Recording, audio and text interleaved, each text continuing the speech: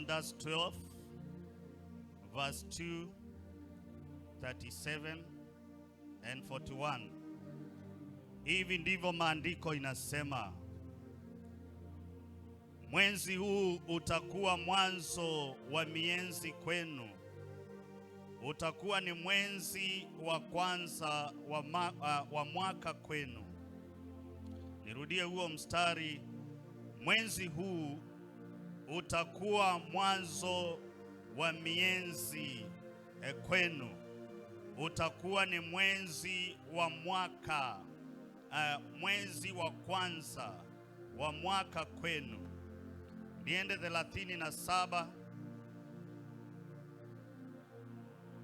Wana wa Israeli wakasafiri kutoka Ramesesi mpaka Sukothi. Walipata hesabu yao kama watu 600,000 watu waume waliokwenda kwa miguu bila kuhesabu watoto. 41. Ilikuwa mwisho wa miaka hiyo 430. Ilikuwa siku ile ile ya kwamba majeshi yote ya Bwana yalitoka nchi ya Misri. Nirudie huo mstari tena wa 41. Ilikuwa mwisho wa mwaka wa miaka hiyo 430. Ilikuwa siku ile ile ya kwamba majeshi yote ya Bwana yalitoka nchi ya Misri. Kuna kitu ambacho Biblia imeanzisha kwa mstari wa pili kwa kusema mwezi huu utakuwa mwanzo wa miezi kwenu, na pale 41 inasema ya kwamba siku ile ile. Hii ni kumaanisha ya kwamba kulikuwa na kitu kilichokuwa kinazalika. Kulikuwa na mwanzo wa kitu fulani Mungu alikuwa amepanga kwa miaka, na kikatimia ile siku. Ilikuwa ni siku hiyo hiyo, kumaanisha ya kwamba ilikuwa ni siku teule. Ilikuwa ni siku ambayo ilikuwa imetengwa. Ilikuwa ni siku ambayo ilikuwa imehifadhiwa.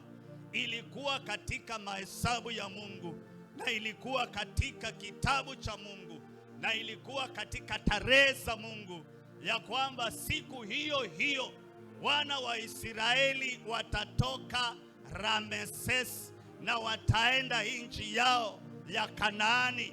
Watatoka mahali ambapo wameshikwa utumwa na watapelekwa katika mahali ambapo ni pao. Ilikuwa ni siku hiyo hiyo teule ambayo ilikuwa imewekwa. Mungu akawaambia ya kwamba hiyo itakuwa ni mwezi wenu wa kwanza. Bwana Yesu asifiwe sana. Nilipokuwa ninasoma maandiko haya, nikawa kuna revelation nilikuwa ninapata. Nikichukua maneno ya Wakamba, huo wanasema ya kwamba mapema yako ni mahali umeamkia. Hata kama utaamka saa 7, basi hiyo ni mapema yako. Na hapa nayo kuna Israeli inaamka masaa fulani. Baada ya miaka 430 hawakutambua ya kwamba mahali ambapo walipo hawafai wapaishi na hapafai. Lakini ile siku inakumcha kwao na inakuwa ni kama ndiyo siku ya kwanza. Ikawa sasa ni mwanzo wa miezi, yani ikawa ni kana kwamba hiyo wakati ndiyo mwezi wao wa kwanza. Haijalishi ilikuwa ni Februari, haijalishi ilikuwa ni Novemba, haijalishi ilikuwa ni Disemba. Hiyo haikunjalisha. Kile ambacho kilichokuwa kwa mahesabu ya Bwana ni ya kwamba there is going to be reset factory of everything. Haijalishi kile ambacho walikuwa wamembebana nacho. Mungu alikuwa tayari kuondoa uzito wowote uliokuwa kwa mabega yao. Mungu alikuwa tayari kuondoa laana zozote zilizokuwa juu yao, Mungu alikuwa tayari kuondoa kushindwa kuliokuwa kumewakalia. Mungu alikuwa tayari kuondoa ule ufukara na umasikini na mateso waliokuwa wamewekewa juu yao. Na hapa sasa Mungu alikuwa tayari kuanza upya na wana wa Israeli. Mungu alikuwa tayari kuanza upya na wana wa Israeli, hawatoe mahali panaitwa Ramesesi, hakiwapeleka kule Kanaani, hakiwatoa katika mahali ambapo wamekandamizwa, mahali ambapo wamekaliwa, mahali ambapo hawajapata furaha, ili awapeleke katika mahali ambapo pana furaha yao. Bwana Yesu asifiwe sana.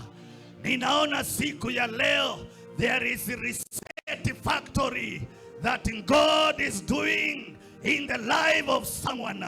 Katika jina la Yesu Kristo, hapa kuna mambo ambayo Mungu amepanga kufanya. Niliposoma maandiko haya nikasema, hainjalisi ni mwezi wa 6, labda kuna mambo niliandika mwaka ikianza na hayakutendeka, na hata sioni kana kwamba kuna dalili. Ninajua ya kwamba kama niko na Mungu, siku moja ni kama siku 1000 kwake, na hizo 1000 ni kama siku moja. Masaa ya Mungu hayajulikani. Hata kama niko mwezi wa 6 tarehe 8, God can still do it that the month of June being January. Mungu anaweza akarudisha mwezi wa 6 ukawa Januari yangu, na hivyo nikawa ninaelewa ya kwamba ninaanzisha upya na Bwana siku hii ya leo katika jina la Yesu Kristo mwana wa Mungu. Nikawa ninapata ya kwamba mimi niko mahali ambapo hapafai, na Mungu anataka anipeleke mahali ambapo panafaa. Na mimi siku hii ya leo ninje nikuambie vile vile ambavyo niliipata katika roho yangu, na kwako itakuwa hivyo katika jina la Yesu Kristo mwana wa Mungu aliye hai. Na kwa hivyo siku ya leo niko na ujumbe ambao ninakuja nao kwenu. Kuna ujumbe ambao Bwana amenipatia, na ni siku hii. Maana Biblia inatuelezea historia na inasema siku ile ile. Basi na mimi ninaumba siku hii ya leo, mchana huu wa leo, ya kwamba ni siku hii, tena saa hii, masaa haya, kuna kitu ambacho Bwana anatenda kwangu. Na ni nini hicho Bwana anatenda? Ananirudisha mahali pasawa. Ananirudisha mahali pasawa. Nimekuwa mahali ambapo si sawa. Nimekuwa mahali ambapo si sawa. Bwana ananipeleka mahali ambapo ni sawa. God is restoring you to your rightful place. Ujumbe wetu wa siku ya leo ni ya kwamba returning back to your rightful place. You're going to return back to your rightful place. Pale Kanaani, hapo ndipo makao yetu yaliyo. Pale ndipo baba zetu wamo. Pale ndipo tulipotoka, tukaenda katika nchi ya uhamisho. Lakini siku hii ya leo, after 430 years, God is restoring us to our rightful place. Pigia Bwana Yesu makofi mazuri.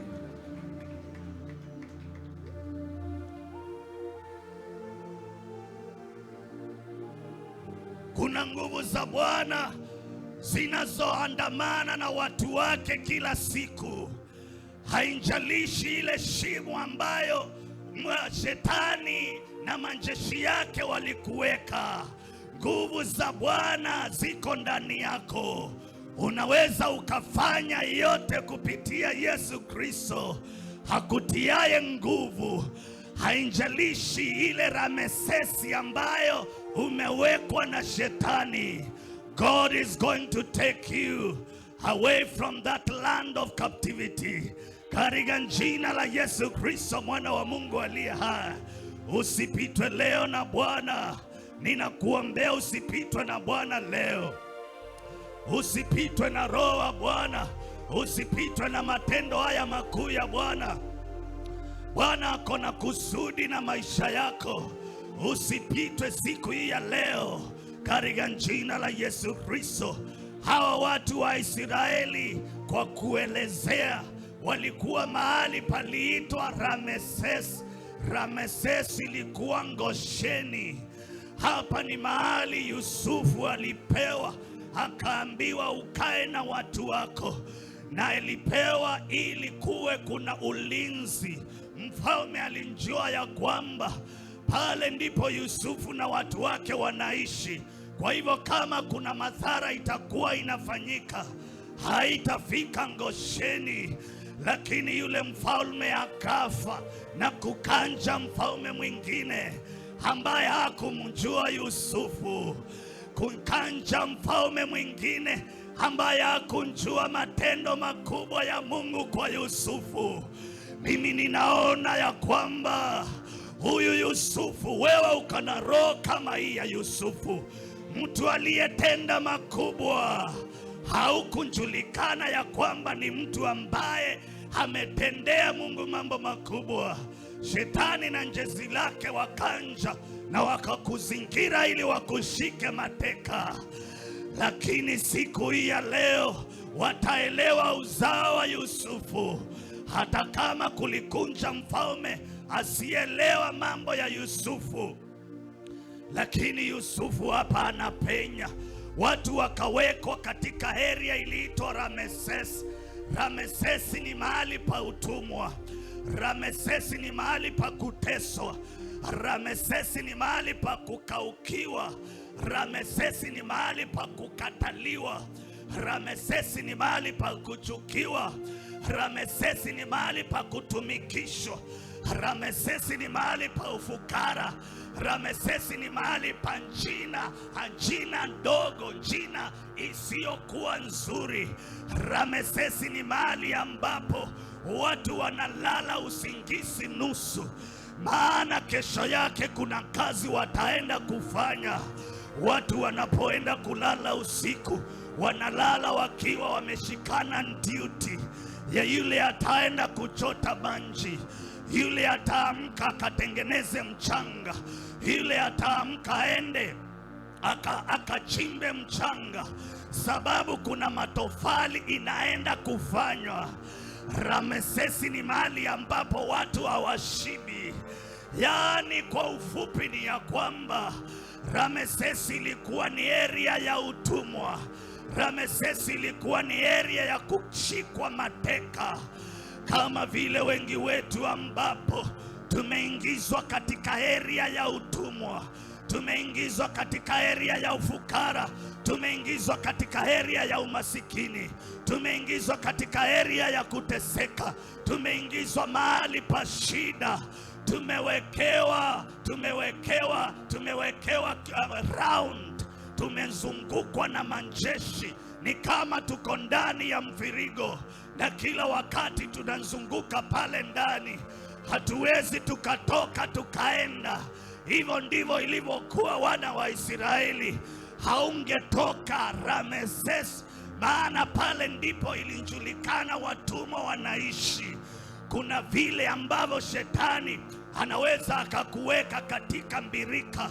Kuna vile shetani anaweza akakuweka katika shimo. Kuna vile shetani anaweza akakuweka katika gereza. Kuna vile shetani anaweza akakutumikisha, akakuweka kwa ndoto mbaya, akakuweka kwa ufukara, akakuweka kwa umasikini, akakuweka kwa kuchekelewa. Hivi ndivyo wana Israeli ilikuwa katika hali yao ya utumwa. Lakini Mungu akanena na Musa na Haruni, akawaambia ya kwamba imetosha vile watu wangu wametumikishwa katika nchi ya utumwa. Imetosha vile watu wangu wamelia. Imetosha vile yule mama amelilia watoto wake, ametamani wapate kazi ya wapati. Imetosha vile yule mama biashara yake ameililia, lakini haijaonekana kukua. imetosha vile yule mama amengonjea uzao, imetoshia vile yule baba ameomba na kile ambacho ametarajia, imetosha vile ambavyo yule mbaba ameomba usiku na mchana, akitarajia makuu, akitarajia hiyo kazi, akitarajia kuongezwa mshahara. Imetosha, imetosha. Bwana akaangalia masaa yake, akapata ya kwamba masaa imefika na hata imepita. It was to take 400 years, but it took 430 years. Inawezekana ya kwamba mwaka jana kuna mahali ulitaka ufike, lakini haukufika na hadi sasa haujafika. Israeli alitumia miaka zaidi, ilikuwa miaka 30 zaidi, lakini hata hivyo Mungu alikaa na kutimiza angano lake kwa Ibrahimu ya kwamba uzao wako utaenda nchi ya kutumikishwa. Lakini panapo na majira, itakapotimia wakati, na mimi nitawarejesha katika nchi yao wenyewe. Akaongea na Musa na Haruni akawaambia ya kwamba mwezi huu utakuwa mwezi wenu wa kwanza. Ni kwa nini? Ninaenda kuondoa Israeli katika nchi ya utumwa. Na vile Biblia imesema 41 inasema ya kwamba ilikuwa ni siku hiyo hiyo majeshi yote ya Bwana yakatoka Misri.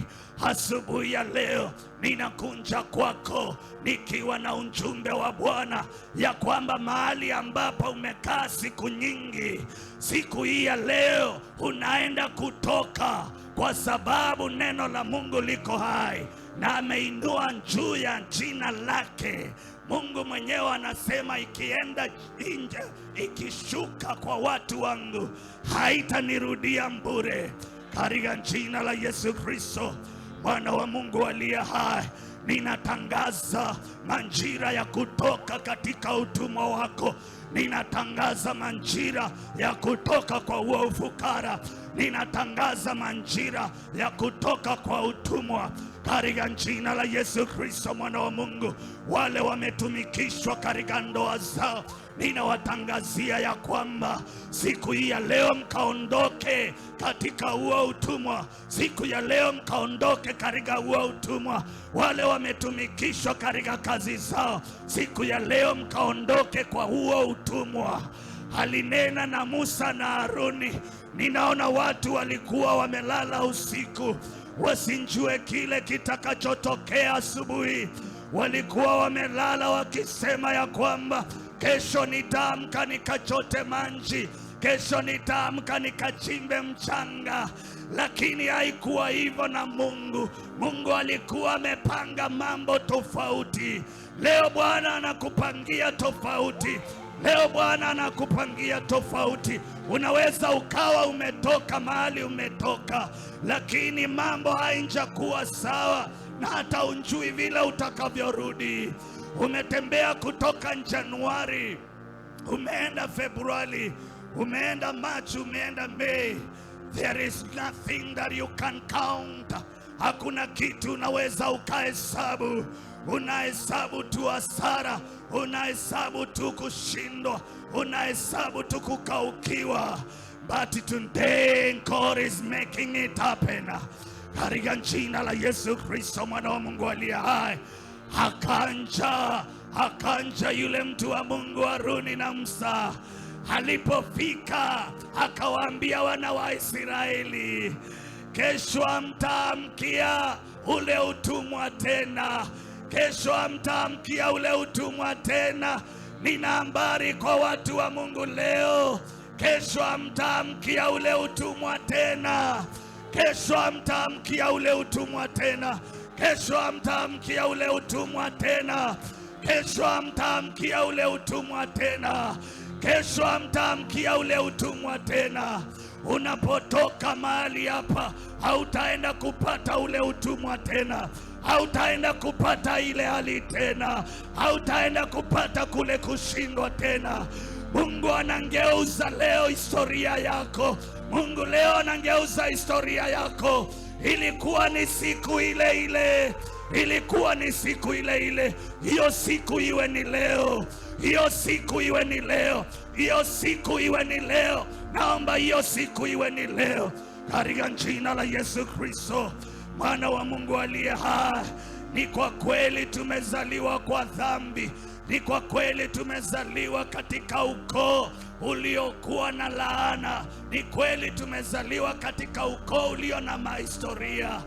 Lakini Mungu anapokunja, don't say anymore.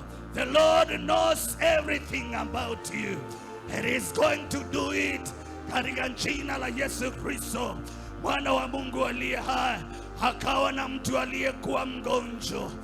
Yesu alipotokea, yule mtu akamwambia ya kwamba sababu yangu ya kutopona ni vile ambavyo imbirika maji inapotimbuliwa, huwa watu wako na watu wao wanawaingiza, lakini mimi sina yeyote wa kuniingiza. Yesu akamwambia haijalishi ya kwamba unaye ama una, mimi nimefika. Akamwambia ya kwamba hauhitaji tena, hata hivyo kwa neno langu unaweza ukapona. Usiseme ya kwamba sina mtu wa kunishika mkono. Usiseme ya kwamba niliacha bibi yangu ameenda. Ni usiyaseme ya kwamba niliacha bwanangu ameenda. Kweli hii mhubiri anayosema ni kweli. Usiseme ya kwamba nishafutwa kazi. Usiseme ya kwamba mwanangu ametafuta siku nyingi hanjapata. Ni kwa hii neno ya leo ya kwamba mwanangu atapata kazi, mimi ninakuambia ya kwamba mimi sinjui, I don't know how it is going to happen, but there is God who is in heaven, who knows each and everything, ambaye akona manjira yake. Miaka 430 ilipopita, ilipotimia majeshi yote ya Israeli, hakumbakia mtu yeyote yule. Haijalishi alikuwa hodari ama alikuwa mnyonge, majeshi yote ya Israeli yakatoka kwa utumwa. Haijalishi ile hali ulio katikati yake saa hii, majeshi yote ya Shalom Miracle Church Mariakani, tunaondoka Ramesesi, tunaondoka Ramesesi, tunaondoka Ramesesi, tunaondoka Ramesesi, tunaondoka Ramesesi, tunaondoka Ramesesi. Haijalishi uko na miaka 4 ama uko na siku moja kama wageni wetu, majeshi yote ya Shalom Miracle Church Mariakani, hatutakaa Ramesesi tena. Nimekunja na umjumbe, returning back to your rightful place. You are going to return back to your rightful place. Utarudi mahali pako pasawa, utarudi mahali pako pasawa. Ni sawa walikuita sufuria ya kinjinji, lakini kuanzia sasa watakuita mbarikiwa, watakuita mbarikiwa. Watasema ukiona yule amekunja, leo kuna miela itatoka, leo hapa tutasaidika. Walikuwa wakikuona wanaficha chakula, saa hii hawataficha chakula yao. Mwanzo kabla ya uje wananjua, na wamepiga kichakula ambacho kinaitwa high table. In the name of Jesus, hautakaa kule tena ukule chakula inayombakia. Wewe ni wa high table, wewe ni wa high table. Utakaa pale kwa high table na wakubwa. Wale wengine wakihesabu mangari, wewe utahesabu. Wale wengine wakihesabu washirika wao, wewe utahesabu wengi zaidi. Wale wengine wakihesabu watoto, utahesabu zaidi. Wale wengine wakiweka miela kwa save, na wewe utaweka miela yako katika jina la Yesu Kristo, Mwana wa Mungu aliye hai. Leo inatendeka hivyo. Leo inatendeka hivyo. Leo inatendeka hivyo kwa uwezo wa Bwana.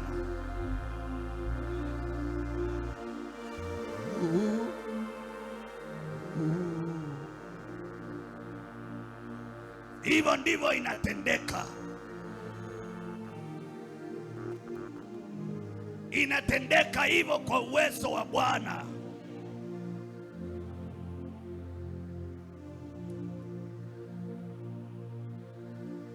Watu wengi wamekaa katika hali ya kukandamizwa na mwovu Shetani,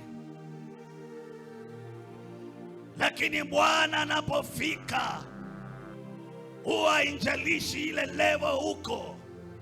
Bwana huwa anakuondoa, anakuweka kiwango kingine. Zaburi wa 16 mstari wa 6, maandiko inasema ya kwamba kamba zangu zimeangukia mahali pema, niko na urithi wa milele. Kamba zangu zimeanguka mahali pema, naam, niko na urithi wa milele. I want to tell you, your boundary lines are in the rightful place. Kamba zako ziko mahali pasawa.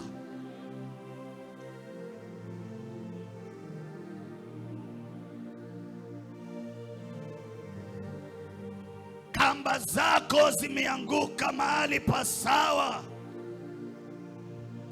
Na siku hii ya leo Bwana anaenda kujidhihirisha kwako wewe kwa kile ambacho atatenda.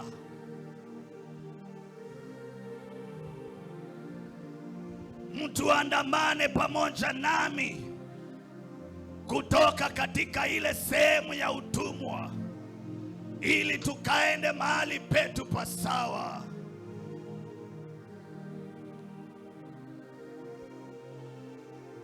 Kuna mtu ako na maswali mengi.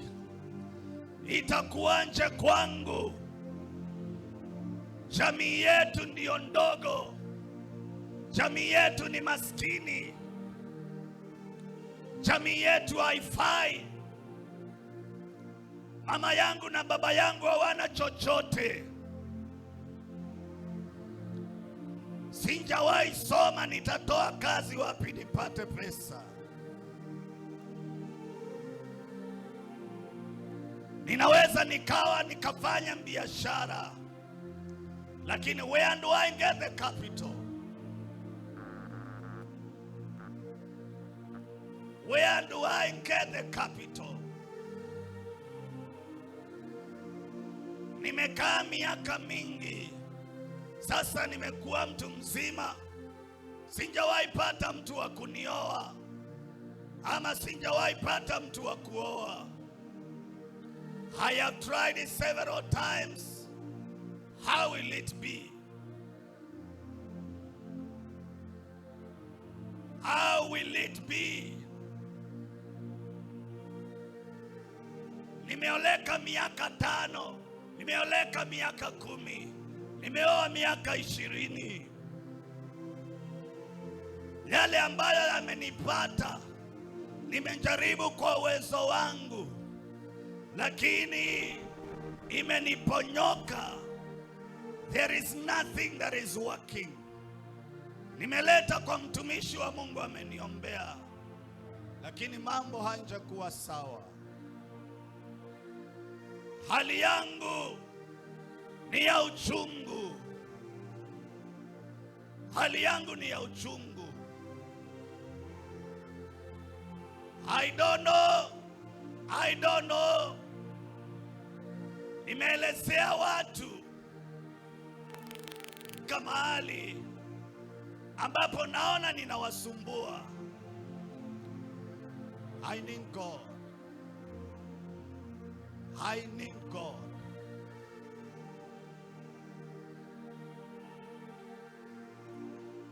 Yuko wapi mtu ambaye anasema ya kwamba namhitaji Mungu? I need God. I need God in my life. I need God. I have tried to explain to my wife. She cannot get me.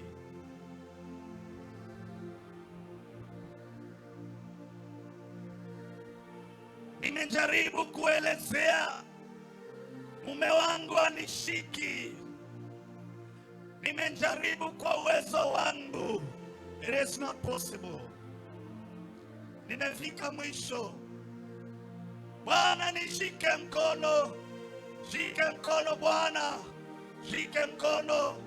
Shike mkono. Bwana wa milele nishike mkono. I have tried my level best. Nimekimbia miaka hiyo yote. Singepata kusaidika. Where does my help come from? Wangu utatoka wapi? Na wauliza watu wa Mungu, msaada wangu utatoka wapi? Kuna mtu aliye na kilio ndani ya moyo wake. Hanjui ni siku gani itakayokuja apate ya kwamba haya mambo yamemuondokea. Was it meant for me? Nikiamka nimebeba magunia mengi kwa mambenga yangu. Ile hali hata umejaribu kutafuta njia ya vile utakuwa na amani nayo, maana haiondoki. Yesu mwana wa Mungu. Yesu mwana wa Mungu.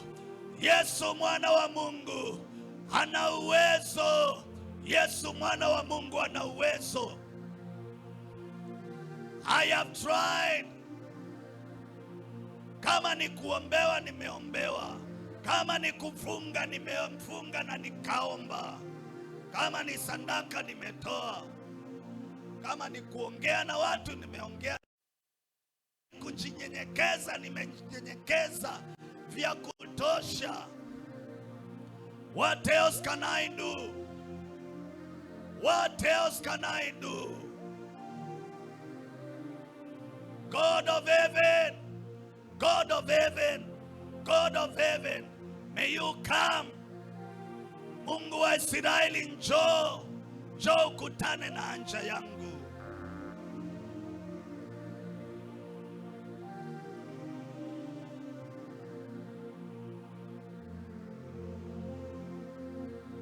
Njoo ukutane na haja yangu. Njoo ukutane na mume wangu. Njoo ukutane na mke wangu. Njoo ukutane na hali yangu. For how long am I going to be in this state? Ninaona wale watu wanalala ule usingizi ambao si mwema. Ameenda amejikunjia mahali. Amejikunjia mahali tu. Hana mbrangeti. Hawezi akasema ya kwamba na ameshiba. Hati kuna njoto. Ana njaa. Hana blanketi. Hana mattress ya kulalia. Na hata nguo ni shida. Uzao wa Ibrahimu. Uzao wa Ibrahimu. Uzao wa Ibrahimu. Utakuwa mwingi na utatawala. Mtu anaweza akachunguza na kwa kuangalia ile hali akasema ya kwamba hapa Mungu alidanganya. How will Israel come from Egypt?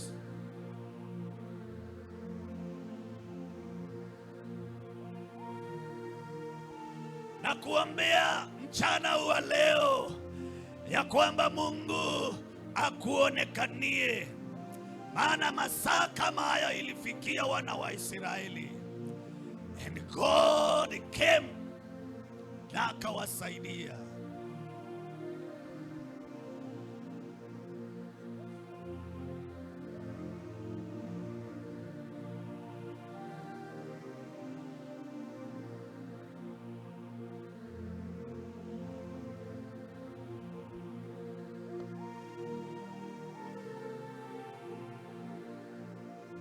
Bwana aliamua kusaidia Israeli namna hivi. Akawaambia ya kwamba achaneni na siku zile zingine mmeishi. Achaneni na siku zile zingine mumeishi. I am going to start anew with you. I am going to start anew with you. I am going to start anew with you. Naenda kuanza upya nawe. Naenda kuanza upya nawe. Mtu atauliza ya kwamba nimekula hizo vyakula, nimepimwa, nimeambiwa niko na huu ugonjwa. Utawezaje kuondoka? There is God in heaven who heals. Na Mungu mbinguni ambaye huwa anaponya, na akiponya huwa anaponya kabisa. Yeye ni daktari wa madaktari. Mungu wetu hashindwi.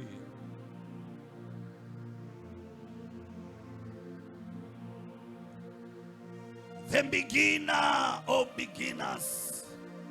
The beginnings of all beginnings. He who began before the beginnings began. He came and said, I'm going to begin. Oh my God. He knows how to begin. Anajua vile huwa anaanza, maana yeye ni mwanzo wa mianzo. Na kabla ya mianzo kuanza, yeye alikuweko. Yeye ndiye anaanzisha mianzo. I am pronouncing the power of God upon your life. Ya kwamba ukaanze upya leo. Ya kwamba ukaanze upya leo. Ya kwamba ukaanze upya leo. Ya kwamba ukaanze upya leo. Katika jina la Yesu Kristo. Enda na uanze upya pale ambapo ulishindiwa. Usione kushindwa tena. Enda utafaulu pale ambapo uliona umeshindwa. Enda hapo hapo. Mungu anaanza na wewe hapo hapo. Hapo hapo Mungu anaanza na wewe. Hapo hapo Mungu anaanza na wewe. Pale ambapo ulienda na ukupewa kazi, Bwana anaanza na wewe hapo hapo. Utafikiria ya kwamba, utaona ya kwamba walikusahau, lakini utashtukia na simu zao. Watoto wako watashtukia na simu zao wakiitwa makazini. Hapo hapo ambapo uliona kama umeshindwa, hapo hapo Mungu anaenda kuanza upya na wewe tena. Katika jina la Yesu Kristo mwana wa Mungu aliye hai.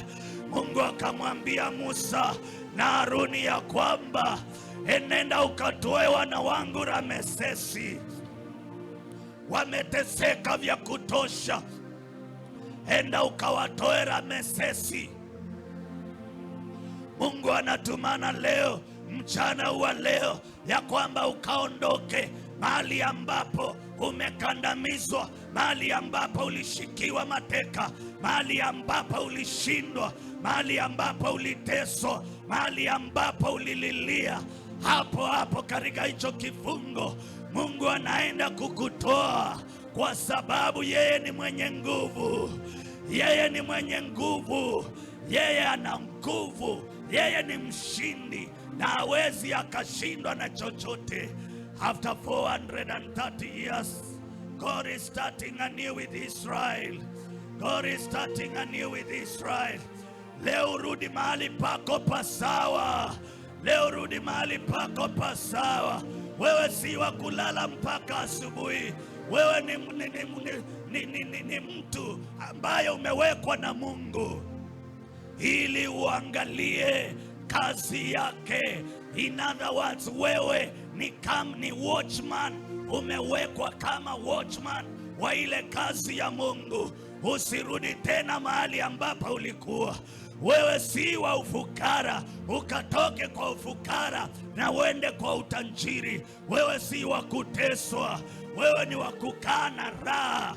Wewe si wa hizo vikao unaenda. Toka kwa hizo vikao.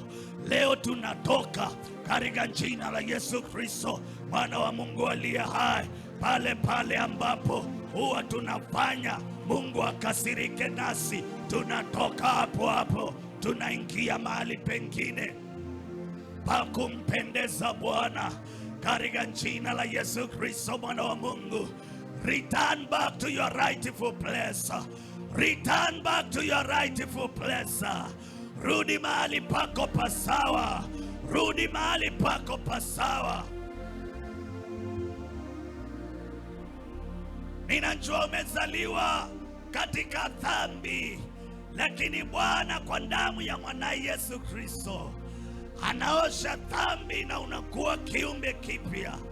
And you are made new. And you become new. You become a new creature. You become a new being. Na unakuwa mtu tofauti. Asubuhi ya leo usiwe na maswali. As long as uko chini ya sauti ya madhabahu hii, Bwana anasema ya kwamba tunaondoka mahali ambapo ni pakuteswa. Tunaondoka mahali ambapo tumeshindwa. Tunaondoka mahali ambapo tumeteswa.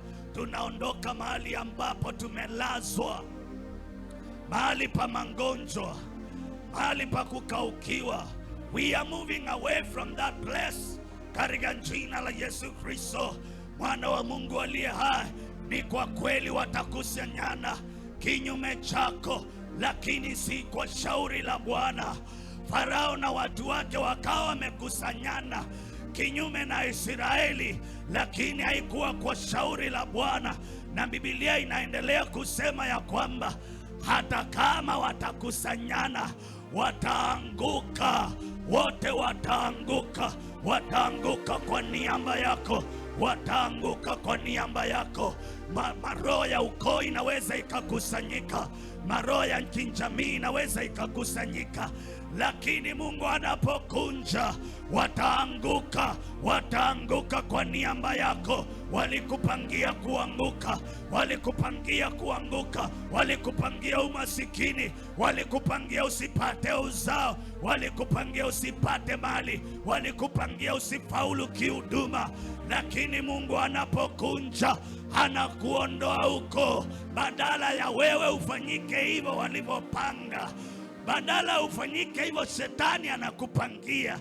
Shetani mwenyewe na jeshi lake wanaanguka wenyewe katika jina la Yesu Kristo, mwana wa Mungu aliye hai.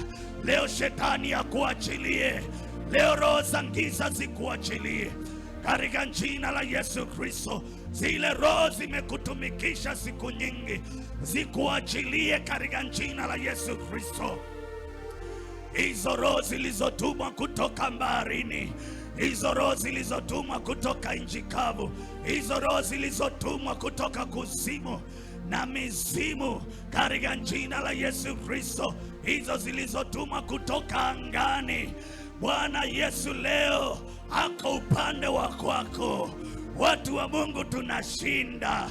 Haijalishi Farao na majeshi yake, haijalishi haya maroho yote yanayokukalia, Mungu anakunja na ako upande wa kwetu, na tunaondoka Ramesesi katika jina la Yesu Kristo. Tunaondoka mahali pa utumwa. Tunaondoka Misri. Tunaondoka Misri. Tunaondoka Misri katika jina la Yesu Kristo. Utapatana na mtu akuulize imekuwa nje, mambo haya yamekuwa nje kwako, haukutuambia kama uko na mambo makubwa kama haya. Na wewe utamtolea ushuhuda kusema, hata mimi sikunjua, I did not know, but God did it for me. Kumbe maandiko yatimie kwako ya kwamba I can do, I will do exceedingly, abundantly more than you think or imagine, through the Spirit that is at work in you. Ile roho ninaweka ndani yako ifanye kazi ni ya kutoka Ramesesi katika jina la Yesu Kristo. Hiyo ndio roho ninaweka ndani yako mchana huu wa leo, na hivi ndivyo ninaiweka ndani yako. Bye bye Ramesesi. Bye bye Ramesesi. Bye bye Ramesesi. Bye bye Ramesesi. Bye bye Ramesesi. Bye bye Ramesesi. Bye bye Ramesesi. Bye bye Ramesesi. Bye bye Ramesesi. Bye bye Ramesesi. Bye bye Ramesesi. Bye bye Ramesesi. Bye bye Ramesesi. Bye bye Ramesesi.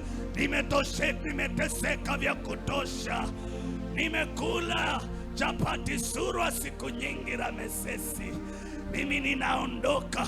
Hiyo ndio roho ninaacha katika anga yako, inene katika anga yako, hata kama utakumbuka kitu kingine. Ninafunga hiyo roho, hata masaa unalala. Bye bye Ramesesi, bye bye Ramesesi, bye bye Ramesesi, bye bye Ramesesi, bye bye Ramesesi, bye bye Ramesesi, bye bye Ramesesi. Utawala wa giza unaoambatana na maroho ya giza yanayosema ya kwamba mtu huyu hatuwezi tukamwachilia, mchana huu wa leo kwa nguvu za Bwana ninayapiga kushoto, ninayapiga kulia, ninayapiga mbele, ninayapiga na nyuma, ninayapiga na chini na juu, katika jina la Yesu Kristo. Katikati ninachanganya in the name of the Lord Jesus Christ. Enyi maroho mliotumwa katika anga ili kuhakikisha mtu huyu hatatoka Misri, katika jina la Yesu Kristo ninawapiga katika anga, ninawapiga nchi kavu, ninawapiga manchini in the name of the Lord Jesus Christ. Watu wa Mungu waachiliwe, watu wa Mungu waachiliwe, walio kwa mashimo waachiliwe, walio kwa vifungo waachiliwe, walio kamato waachiliwe, walio wagonjwa waachiliwe, katika jina la Yesu Kristo mwana wa Mungu aliye hai. There is no negotiation with the Pharaoh. There is no negotiation. Ule usiku Bwana akasema ya kwamba imebakia pigo moja na Farao atawaachilia. God is a God of plan, is a God of strategy. Vile vile ilimbakia pigo moja kwa Israeli, hivyo hivyo ilikuwa imebakia pigo moja kwako. Ukiona Bwana anatumana na mjumbe huu, ilikuwa imengojea pigo hii moja, katika jina la Yesu Kristo mwana wa Mungu aliye hai. Na pigo ambayo Bwana anaachilia katika anga yako mchana huu wa leo itakuacha huru, itakutoa Misri, itakutoa Misri katika jina la Yesu Kristo. Nanja na hizo nguvu za Bwana ninaingia katika anga yako na kuandamana na wewe na kukutoa katika hicho kifungo katika jina la Yesu Kristo. Ninakutoa katika hicho kifungo, ninakutoa kwa huo kukandamizwa, ninakutoa Misri, ninakutoa Misri, ninakutoa Misri. Leo uondoke, leo uondoke, leo uondoke, leo uondoke, leo uondoke kwa nguvu za Bwana, leo uondoke kwa ushindi wa Bwana, leo uondoke kwa roho wa Bwana, leo uondoke katika jina la Yesu Kristo mwana wa Mungu aliye hai. Walizoea kunja usiku, leo ninapanda roho ya Bwana kwa usiku wako na kwa ndoto zako katika jina la Yesu Kristo. Wakinja watapata nguvu za Bwana, wakinja watapatana na moto, wakinja watapatana na nguvu za umeme katika jina la Yesu Kristo. Walizoea kukungojea kwa ndoa yako ili wakuweke chini, ninapanda roho ya Mungu katika hiyo ndoa yako katika jina la Yesu Kristo. Walipanga kukungojea kazini, there is power of God now that is reigning kwa kazi yako katika jina la Yesu Kristo. Ukombolewe leo, ukombolewe leo, ukombolewe leo, ukombolewe leo, umuone Mungu leo. Tunaondoka Ramesesi, tunaondoka Ramesesi kwa utumwa, tunaondoka katika jina la Yesu Kristo. Asante mtazamaji kwa mitandao ya YouTube na Facebook. Bwana akubariki. Ni kwa ajili ya kuungana pamoja nasi kwa ujumbe huu wa leo, returning back to your rightful place. Uko hapo na unasema ya kwamba majeshi ya Bwana yatokao Misri, nataka niende na wao. You can only identify yourself na damu ya mwana kondoo. Wana wa Israeli waliambiwa ya kwamba kwa miimo yenu na kizingiti cha miimo yenu mkapake damu ya mwana kondoo. Tunaweza tukawa hatutaua kondoo leo, ndio tupake ile damu, lakini kwa imani Yesu Kristo alikufa msalabani. Kwa damu yake tunakombolewa. Unapomkumbali kwa imani, ile damu pale Kalvari inatiririka kwa maisha yako, kwa kipanji chako, na shetani anapokunja, kinachosomeka ni ya kwamba this one is protected by the blood of Jesus. Uko hapo na unataka kupeana maisha yako kwa Yesu Kristo, omba maombi haya nyuma yangu. Sema, Bwana Yesu, nanja kwako, mimi ni mwenye dhambi, nisamehe, futa jina langu kwa kitabu cha mauti na uliandike kwa kitabu cha uzima wa milele. Kuanzia sasa nimemkubali Yesu kuwa mwokozi wa maisha yangu. Bwana, nitawale na uniondoe katika Misri niliyowekwa siku nyingi. Katika jina la Yesu Kristo ninaomba na kuamini. Tunaweza tukapigia Bwana Yesu makofi mazuri kwa kile ambacho Bwana ametenda. Asante sana mtazamaji, tumefurahi pamoja na wewe kuokoka na kumkubali Yesu kama mwokozi wa maisha yako. Enda upatane na mtumishi karibu na mahali unakaa, uelekezwe na Roho wa Mungu, na ukienda pale utaelekezwa katika njia za Bwana. Uko hapa Mariakani ama maeneo ya karibu na Mariakani, na unaweza ukafika Mariakani. Tuko hapa former Bams Range Academy grounds. Ukishuka stage ya kushuka na Kaloleni, utapata njia inaingia na Mbamba. Kidogo tu utapata njia ya Cambros. Njoo na hiyo Cambros, ile kanisa utapata ni kanisa yetu, naitwa Shalom Miracle Church hapa Mariakani. Bwana akubariki na akutende mema. Bye bye. Hapa kanisani tunamshukuru Mungu ni kwa kile ambacho ametenda katika maisha yetu mchana huu wa leo. There is only one thing that we can do.